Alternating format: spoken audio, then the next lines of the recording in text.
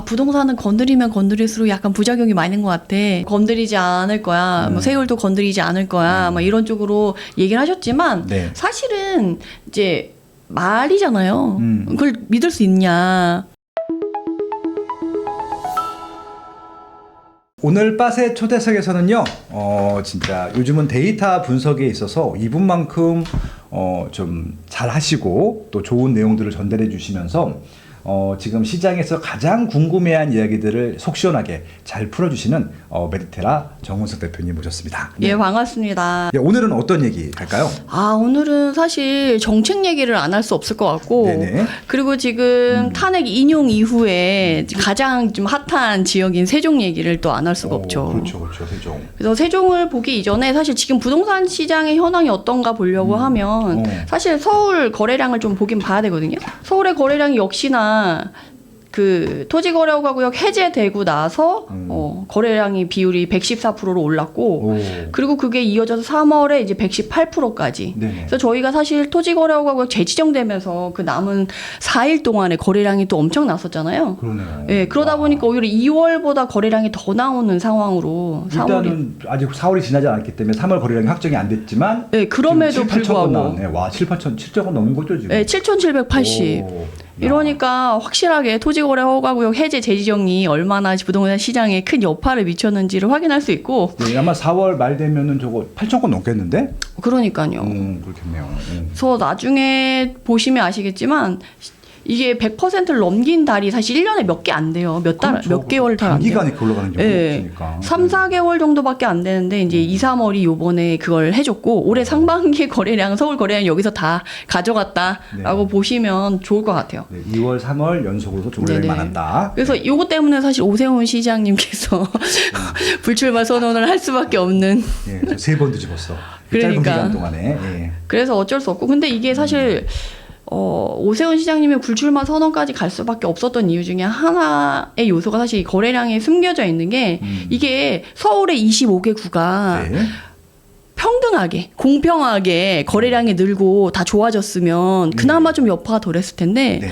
비싼 지역, 핵심 지역, 비싼 지역만. 네, 그렇게 막 거래량이 나오고 가격이 확 오르다 보니까 네네. 사람들이 오히려 또 상대적인 박탈감이나 이런 것들이 더 심해져서 이게 또 정치에 안 좋은 영향을 그렇게 받아서 불출마 선언을 하실 수밖에 없지 않았나. 그래서 이번 시장을 겪고 나서 사람들이 좀 되게 그런 걸 많이 느끼신 것 같아요. 상대적인 박탈감이라던가 그렇죠. 저 지역만 부동산이냐 우리 집도 부동산인데 약간 이런 걸 많이 느끼셨던 것 같아요. 네, 네네. 그리고 4월은 사실 이제 거래량이 거의 소강 상태로 갈 거라서 이 반토막 날 거냐 안 날 거냐. 그렇죠. 그래서 반토막 나서 이제 쭉 유지가 되다가 이제 하반기에 시장에 영향을 미칠 텐데 그건 당연히 이제 정책 영향을 많이 받을 수밖에 없죠. 6월 3일까지는 뭐 좀 뭘 해도 좀 이렇게 의사결정을 뒤로 밀지 않을까라는 생각이 들기도 하고요. 근데 또 문제가 스트레스성 DSR 3단계가 7월에 있어요. 그러면 또 급하신 분들이 생기겠구나. 현장에서는 또 이제 미분양이나 분양하는 사람들, 시행사 그리고 부동산을 거래하려고 하는 부동산 현장에서의 분위기는 이 3단계 되면 사람들이 되게 대출 총량이 줄어서 대출 자체가 되게 어렵다라는 인식이 지금 뉴스에서 엄청 나오고 있잖아요. 그래서 스트레스성 DSR 적용 전과 3단계까지 갔을 때의 차이가 소득 기준으로 1억이면 1억 차이가 나니까 뭐야 집을 내가 이제 예전에는 대출이 나와서 살 수 있었던 집도 지금 나중에 되면 살 수 없어 라는 그것 때문에 공포심이 있어서 지금 관망세를 하거나 거래를 하려고 하는 사람들이 약간 주춤주춤하는 그런 분위기가 형성이 되어 있어가지고 3단계 이후로 지금 수요가 줄으면 또 집값도 떨어지는 거 아니냐 또 이런 상반된 고민을 하시는 분들도 계세요. 그래서 현장에서 되게 발빠르게 시행사분들이 전단지를 돌리고 계시더라고요. 어떤 내용에? 그래서 어떤 전단지냐면 이제 스트레스성 DSR 완전 적용되기 전 1단계부터 전이랑 지금 3단계까지 적용하면 1억 차이가 나지만 근데 지금까지 최근까지 내 집 마련 때문에 집을 알아보신 분들은 1단계를 지나서 2단계까지 이미 너네 확인하지 않았어. 근데 2단계라 스트레스성 DSR 2단계랑 3단계랑 실제적으로 보면 차이가 그렇게 안 나라는 걸 이제 열심히 찌라시를 만들어가지고 현장에 돌리고 계시더라고요. 그래서 부동산 사장님들도 대출 2단계랑 3단계랑 1, 2천만 원 차이밖에 안 나.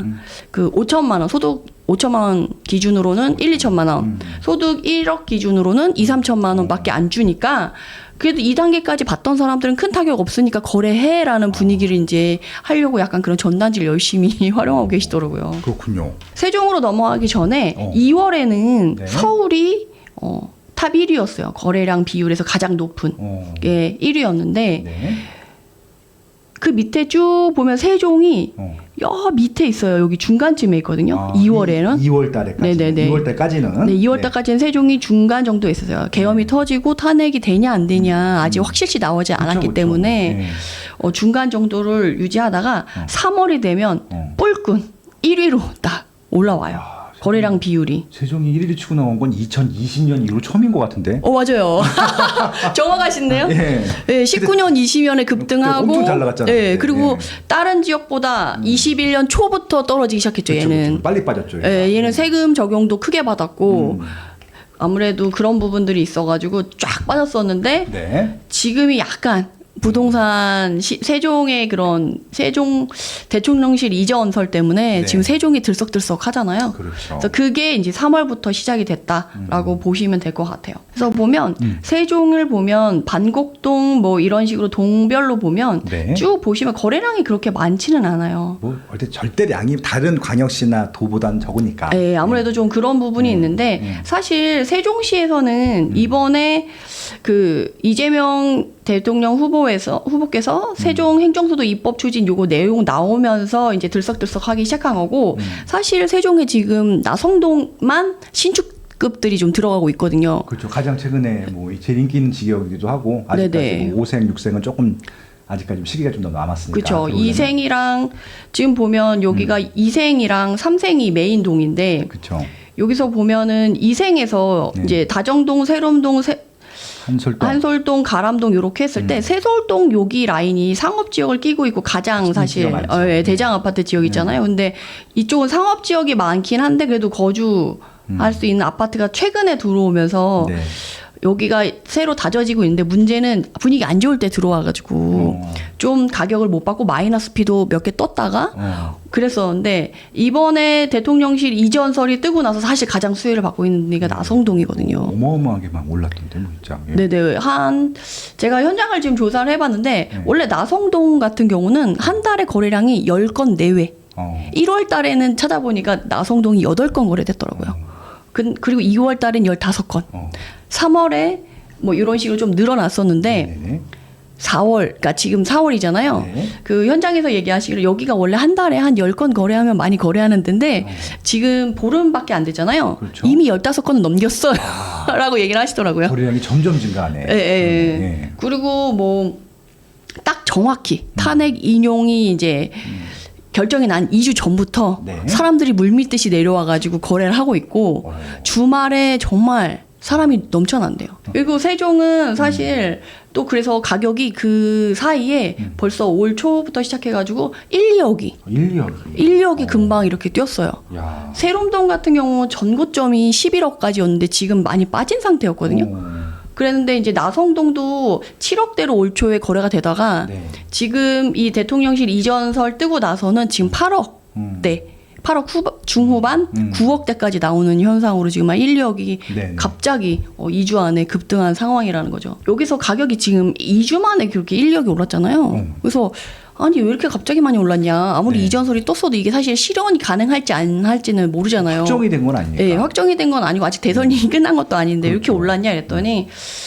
현장 분위기는 왜냐하면 이전에 이미 급등장을 많이 경험했었던 지역이고 그 사람들이 이미 그거에 학습이 되어 있어서 드디어 물이 들어왔다. 네, 2019년도, 2020년도 사이에 폭등했던 시장을 네. 이때 거의 그런 분위기다. 네, 그리고 여기 특별시잖아요. 네. 특별하게 또 확 몰리는 부분이 있었기 때문에 이분들이 이미 경험을 한 터라 학습 효과가 있어서 재빠르게 움직이신 부분들이 있어가지고 네. 매물도 많이 줄고 약간 이런 식으로 형성이 됐다. 네. 지금 보시면 이쪽 위쪽으로 그 국회의원이라던가 이쪽에 들어올 부지가 따로 이렇게 마련이 되어 있더라고요. 보니까. 하고 있다고. 예, 예. 네. 그래서 부지가 없는 것도 아니라서 지금 건립하겠다라고 또 뉴스에 떴더라고요. 근데 이제 임기 내에 착공하겠다라는 네. 얘기가 나왔는데 여기서 주의해야 될 건 네. 착공을 하는데 네. 갈 거냐는 거지.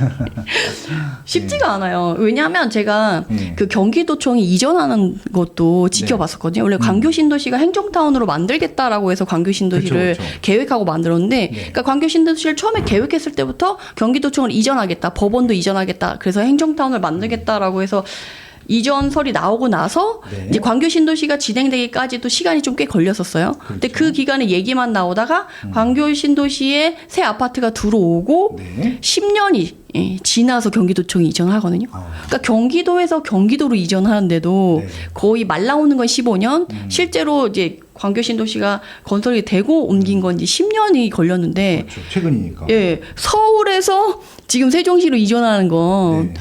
얼마나 걸릴까? 쉽지 않을 것 같다. 약간 이런 생각이 좀 드는 거죠. 그래서 근데 문제는 뭐냐면 지금 이렇게 세종의 거래량이 이렇게 쭉 늘면서 네. 지금 가격도 1, 2억 선으로 올랐잖아요. 네. 그리고 매물도 지금 8,000건에서 7,368건으로 한 7, 800건이 확 줄었어요. 그러네. 몇백 건 그래서 줄었네. 예, 다들 기대치가 높다는 거죠. 가격도 많이 오르고. 네.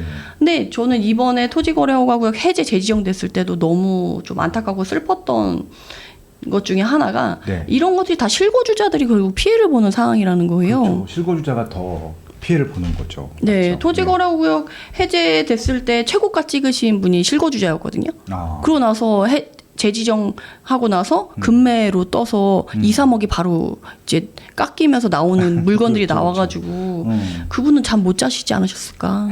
자, 그래도 마음은 쓰리지만. 네, 그래서 그런 네. 좀 안타까운 면이 있었는데 세종도 안타깝죠. 네. 마찬가지로 이렇게 출렁이다가 결국에는 이게 계속 가면 상관이 없는데 네. 이게 또 출렁일 수밖에 없잖아요. 그렇죠, 뭐. 예. 왜냐하면 이전에 윤석열 정부 그 들어가기 전에 이제 후보 시절에 일기 신도시 특별법 한다고 네. 했을 때 일기 신도시가 난리 났었잖아요. 그때도 네네. 당선되기 전에가 더 많이 난리가 났었어요. 항상 이제 호재가 나오면 난리 나다가 또 네네. 잠잠해지다가 뭔가 또 뭐 착공을 하다가 또 난리 나다가 또 잠잠하다가 뭐 또 준공하면 또 난리 나고 그렇게 되는 거지 뭐. 네. 예. 그래서 그 일기 신도시도 사실은 대통령 후보 시절 일기 신도시 얘기 나왔을 때가 가장 가격이 많이 오르고 네. 매물도 들어가고 막 가서 줄 서서 기다렸다가 사니 자기 매물이 없어서 막 못 사니 이런 얘기가 많이 나왔었는데 네네. 결국에 당선되고 나서 네. 일기 신도시 특별법에서 진행을 하냐 마냐 이렇게 다들 기대감이 있었는데 그쵸. 이제 3개월이 지나고 6개월이 지나면서 마스터 플랜이 4년 후에 나온다 뭐 얘기 나오면서 막 엄청 실망 매물이 또 막 쏟아지고 그랬었거든요. 어쨌든 이러저러한 이유로 사실은 이렇게 얘기가 나와도 네. 쭉 가기가 쉽지 않은데. 그럼요. 한 번에 쭉 가면 그것도 너무 힘들고. 예. 그러니까. 항상 그렇죠. 그러니까 예. 세종시도 마찬가지로 너무 이게 단기간에 급등한 면이 있어서 이거를 지금 실거주자들이 원래 세종이 거의 반토막난 수준으로 많이 떨어졌었기 많이 때문에 빠졌죠. 예, 내 집 마련하시려고 기다리셨던 분들이 되게 많았어요. 네네. 근데 더 떨어질까 봐 무서워서 못 사고 있었는데 네. 단기간 내에 이렇게 급등하니까 결국에 이분들이 또 피해를 볼 수밖에 없는 상황이 돼버린 게 아닌가. 네네. 약간 그런 생각이 들어서 저는 약간 지금 세종을 막 올라타는 거는 조금 아니지 않을까? 그래도 뭐 아무튼 뭐 무리해서 보시기 마시고 어차피 지금 뭐 당장 뭐 이게 뭐 그냥 막 쫓겨서 사시는 분들보다는 아직까지는 관망하시는 분들이 많을 것 같고 수요일 날 박대근 소장님이 나오셨었어요. 네네. 사시는 분 생각보다 가격이 오르진 않았대요. 그러니까 거래가 되는 데들만 되고 2생활권, 3생활권 좀 그렇고 오히려 이제 테두리 지역들은 여전히 조정되는 지역들도 많고 그래서 아직까지 관망층이 많다. 뭐 정도로만 얘기하시더라고요. 다만 이제 시세가 더 빠지지 않고 있다는 것들만 이제 좀 말씀하시고 가셨거든요. 아직까지는 그렇게 막 뜨겁고 그런 분위기는 아닌 것 같아요. 거래량이 좀 살아난 거지. 근데 이제 그게 1월달, 2월달 거래량이 워낙 적었대요. 그러니까. 예, 적었기 때문에 3, 4월 거래량이 많은 것처럼 보이지만 예년에 많았던 것보다는 많이 적은 상태이기 때문에 적극적으로 거래가 이루어지고 있지는 않다. 다만 진짜 문의가 많이 오는 건 사실이다. 뭐 그렇게 말씀하시더라고요. 네. 네, 그런 게 이제 서울이랑 세종도 결국 그런 부분에 똑같은 것 같아요. 네. 그러니까 지금 시장의 에너지는 작고 크지 않은데 네. 일부 지역들로만 쏟아지니까 그 쏟아지는 지역들에 그 사람들이 또 거기만 보잖아요. 그렇죠. 세종도 약간 신축이 이제 거의 많지 않다 보니까 신축에 쏠려서 이제 나성동이나 이제 세롬동 이런 데 보시는 분들은 아, 내가 늦었나 하고 이제 올려 타실 분들이 걱정이 돼서 이제 그런 부분을 좀 말씀드릴 수밖에 없었다. 네. 그래서 이렇게 세종을 말씀을 드리고 네. 사실 지금 이제 조기 대선을 앞두고 이제 챙겨볼 포인트를 좀 하나 짚어봐야 되지 않을까 싶더라고요. 좋습니다. 정책적인 측면들. 네네네. 예, 지금. 사실 제가 엊그저께도 상담을 한 분 하고 왔는데 그분이 네. 상담을 한 이유가 그거였어요. 아, 대권 이제 대통령이 바뀌게 되면 이제 어떻게 될지 너무 불안해가지고 그걸 확인하려고 상담을 요청을 하셨더라고요. 네. 그래서 시기적으로 지금 보면 단기적으로 준비해야 될 것들이 있고 장기적으로 좀 준비해야 될 것들이 있을 좋네요, 것 같아요. 좋네요. 예. 그래서 시기적으로 보면 단기적으로는 당장 지금 6월 1일을 조금 챙겨야 되지 않을까 저는 그런 생각이 좀 들었어요. 일단은 그 재산세 내는 네네. 6월 1일에 이제 누가 집을 갖고 있느냐에 따라서 이제 하반기 7월, 9월, 12월에 내는 재산세와 종부세를 내야 될 텐데 네.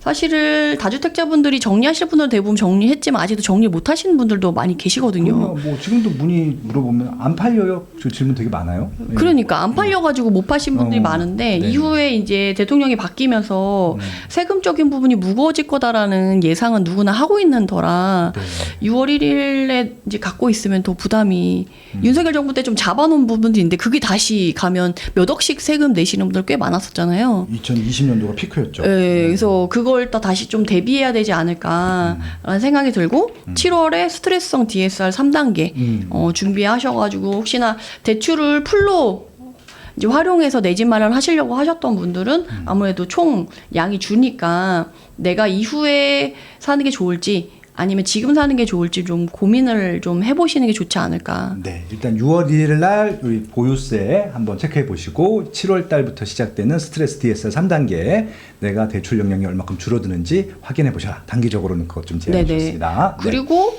2, 3개월 후에 대선이 6월 3일에 지금 할 것 같은데 네네. 그때 이후로 한 2, 3개월이 지나면 아마 부동산 정책이 발표될 가능성이 높잖아요. 그렇죠. 네, 그때쯤에 하게 될 텐데 그때 영향을 보고 움직이셔도 나쁘지는 않겠다. 그러다 보니까 이재명 후보가 이제 이전에는 되게 강한 규제를 하겠다. 뭐 기본소득, 기본주택, 국토보유세 뭐 이런 것들을 하겠다라고 했었는데 네. 지금은 약간 중도보수 쪽으로 예. 이제 기준을 좀 관점을 바꿔서 그런 것들을 이렇게 우회 좀 터닝했다. 네. 이런 표현 쓰더라고요. 월스콤에서는. 네네 그러면서 이제 부동산은 건드리면 건드릴수록 약간 부작용이 많은 것 같아. 예, 3프로 TV 나와서 그렇게 말씀하셨죠. 네, 그래서 건드리지 않을 거야. 뭐 세율도 건드리지 않을 거야. 막 이런 쪽으로 얘기를 하셨지만 네. 사실은 이제 말이잖아요. 그걸 믿을 수 있냐. 아니 그리고 그때 얘기하신 게 그런 거였어요. 상황이 바뀌었기 때문에 내가 이걸 생각을 바꾼 거다라고 하는데 그럼 상황은 또 언제나 바뀔 수 있는 거라서 그렇죠. 그래서 사실 저는 윤석열 정부 뭐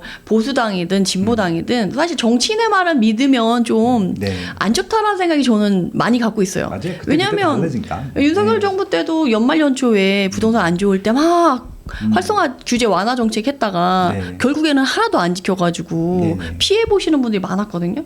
그래서 이제 기존의 기조에서 틀을 갖고 하시되 너무 그 말을 믿고 순진하게 이렇게 될 거다라고 기대하셨다가 또 혹시나 잘못 피해 보시는 분이 생길까봐 조금 그거를 말씀드리고 싶고 맞습니다. 장기적으로는 이제 9월, 10월에 발표되는 부동산 정책들 보고 움직이시는데 그러면 그때 시행 가능성 있는 부동산 정책들은 뭐가 있을까를 살펴보면 좋을 것 같아요. 좋습니다.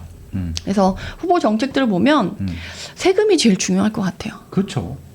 그래서 세금을 제일 먼저 보면 취등록세는 이건 안 건드리지 않을까? 일단 뭐 1주택자들한테는 크게 이슈는 아닐 것 같고 다주택자들일 텐데 네네.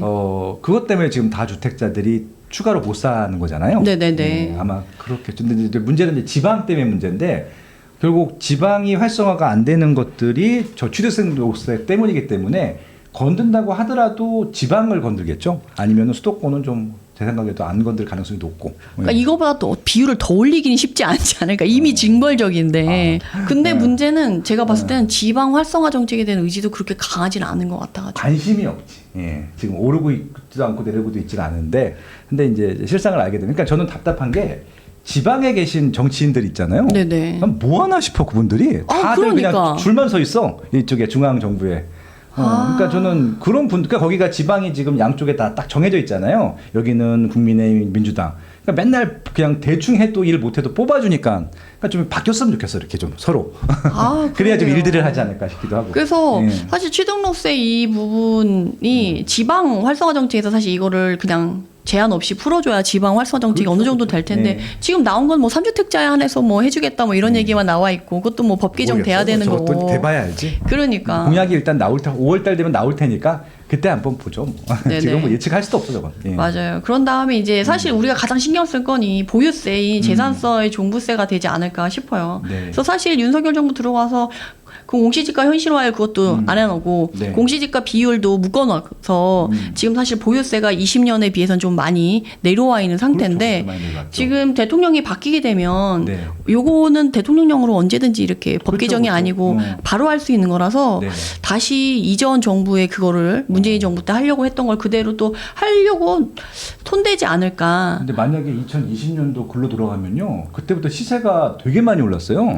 그쵸. 그러니까 그때도 강남에 대형 평형 두 채 있으면 2억 이상 나왔거든요. 그러니까. 예, 근데 지금 그때부터 시세가 거의 2배 가까이 올랐거든요. 그럼 4억이 된다는 얘기인데 그러면 또 탄핵이야.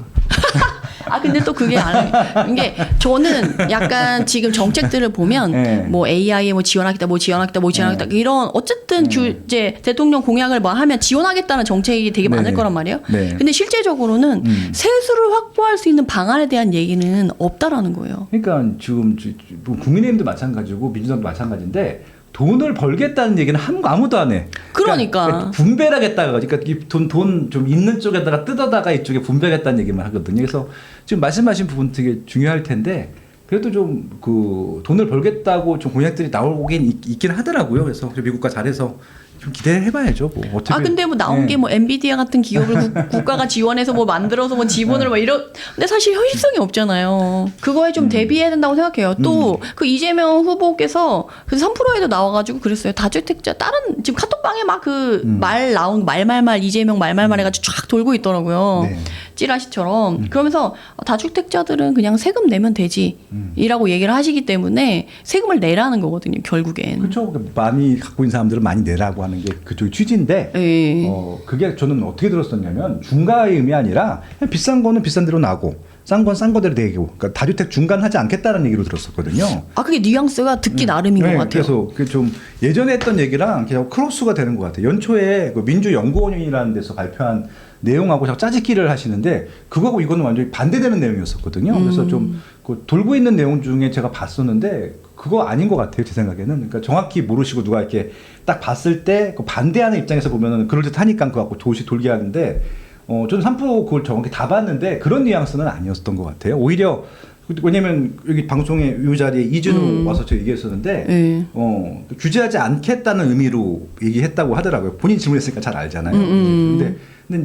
근데 정치인이 아까 말씀하신 대로 정치인들이 한 얘기라서 믿을 수가 없는 거죠. 신뢰가 다 깨졌기 때문에. 그러니까 보도 자료로 전 국민한테 발표한 것도 지키지 않는 마당에 그치, 뭐 그치. 유튜브에 나와서 한 얘기를 얼마나 뭐 지킬 거에 대한 신뢰성을 맞아, 갖겠어요. 맞아. 예. 그래서 저도 다주택자고 투자를 하고 있고 다른 사람도 하고 있는 상황에서 만약에 세금이 그렇게까지 무거워지면 결국에 네. 이제 본인의 똘똘한 것들을 팔아가지고 그렇죠. 처분을 해야 되는 세금을 내야 되는 상황이 되기 때문에 저는 이것 때문에 그거에 대한 가능성을 좀 높게 보고 대비를 하는 게 더 맞지 않나. 그렇죠. 대비를 해놓고 하는 거랑 대비를 안 해서 하는 것보다는 뒤에 내가 감당할 수 있는 게 달라지니까 어떻게 대비를 할 수 있을까요? 세금을 위한 약간 현금을 확보해내야 되지 않을까. 세금을 위한 형복을 확보한다. 예, 예. 좋네. 예. 왜냐하면 그리고 이후에 이제 집값이 지방도 어느 정도 이제 안정화돼서 더 이상 떨어질 것 같지 않고 이제 서울의 핵심 지역에 올라가는 건 당연하게 명확 가능하고 내년부터 뭐 입주 물량도 없으니까 그리고 이제 그 위에 밑에 있는 2급지, 3급지들도 이제 움직일 텐데 어쨌든 세금이 높아지면 결국 이제 내 집 마련하려고 하시는 분들도 지금 뒤에 이제 국토보유세 얘기도 나오는데 이것도 안 하시겠다고 하긴 했거든요. 근데 문제는 제가 세수 부족에 대한 해결책이 없으니까 네네. 문재인 정부 때 막 종부세 때리고 뭐 세금 높여가지고 막 30조씩 땡기고 막 50조씩 이렇게 했던 경험이 이미 있는데 손쉬운 방법을 너무 알고 있는데 그거를 안 쓸 수 있을까에 대한 의구심이 계속 생기는 거예요. 또 너무 걱정인데 네. 그래서 사람들이 이렇게 이거까지 하면은 진짜 말씀하신 대로 탄핵해야지 막 이런 얘기가 나올 것 같으니까 이것도 결국에는 이 네이밍의 태그를 어떻게 다느냐가 문제인 것 네네. 같아요. 그래서 국토보유세, 토지세 이러면 약간 공산주의, 사회주의 느낌이 너무 많이 나니까 이걸 지우고 재산세 안에 사실은 주택분이랑 토지분이랑 같이 있잖아요. 그러다 보니까 그 토지분에 조금 얹어서 할 수도 있지 않을까? 저는 약간 그런 가능성도 좀 생각해 보게 되더라고요. 국토보유세가 이제 1월 때 발표했던 민주연구원에서 발표된 내용에 포함이 되어 있던 것들인데 그냥 국토에다 1%씩 다 때리겠다는 얘기예요. 국토에다, 그러니까 토지에다가. 그러니까 이제 예를 들어서 이렇게 되면은 건물만 갖고 있는 분들한테는 세금이 중과되지 않는데 토지는 그냥 의무적으로 내야 되기 때문에 그래서 이제 그 거둔 걸로 토지가 없는, 그러니까 부동산이 없는 분들을 지원하겠다는 그런 취지로 만든 겁니다. 이게 뭐 취지는 되게 좋지. 그러니까 이게 집이 없거나 이런 분들한테는 되게 달콤하게 들려요. 근데 이게 어찌 보면은 기존에 있었어. 그러니까 토지 임대부 우리 주택들이 몇 번 있었는데 한 개도 성공한 적이 없었어. 실패한 이유 중에 하나가 뭐냐면은 그들이 선택하지 않았어. 그러니까. 소비자 측이. 그러니까 이걸 그러니까 지금 한 대여섯 번을 시도했는데 실패를 했다라고 하는 것들을 또 한다라고 하면은 그냥 방법 없어요. 그러면은 정치적으로 이제 우리가 뭐 할 수밖에 없는 일이거든요. 근데 그렇기 때문에 근데 제가 봤을 때 그 이재명 후보가 될 가능성이 일단 제일 높잖아요. 지금으로서는 그 정도로 머리가 나쁜 사람 같지는 않아요. 그렇게 좀 옛날에 했던. 아니 근데 다들 그런 거야. 한 번 속았어, 두 번 속았어. 네. 이제 세 번은 그쵸. 어떻게 할 거냐인데.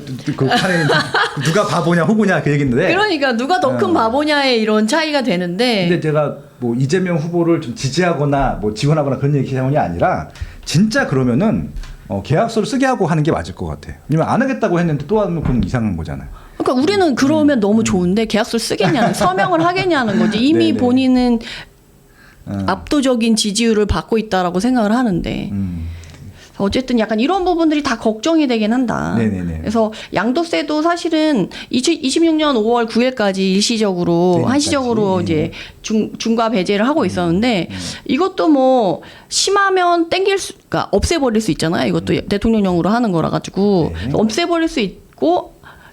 그래서 이게 없어질 거냐에 대한 고민도 있는데 뭐 이것 때문에 반발이 있고 뭐 건드리지 않겠다라고 했는데 그거에 대한 후보팀이 걱정해서 냅둔다고 하면 26년 5월 9일 때 원래 1년씩 연장을 했었잖아요. 네. 연장을 안 할 가능성도 높다. 약간 이렇게 보거든요. 그러면 26년 5월 9일 이전에 팔 사람들은 또 팔아야 되기 때문에 네. 이런 정부 이런 세금 정책들은 좀 챙겨놔야 된다.